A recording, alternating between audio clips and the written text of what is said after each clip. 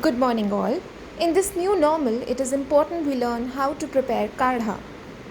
Kadha is an Ayurvedic drink prepared with several herbs and spices boiled in water. Kadha has been made at home in India since a long time. It is the ultimate home remedy for cough, cold, sore throat, and even fever. This decoction protects you against seasonal infections and keeps illness at bay. Ingredients like cinnamon, Tulsi leaves, black pepper, cloves, ginger, and honey are added to kadha. They not only fight against existing cough and cold but also help in increasing immunity. Tulsi reduces mucus in the body. Black pepper is antimicrobial. It prevents against cough and cold. Cloves soothe the throat and prevent coughing. Ginger and cinnamon have antiviral properties which help in fighting the virus.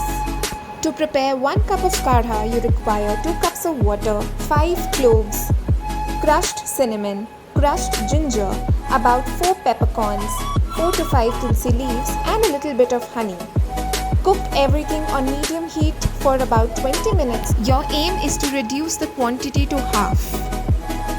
For that extra antimicrobial effect, add a pinch haldi. Strain and you're good to go.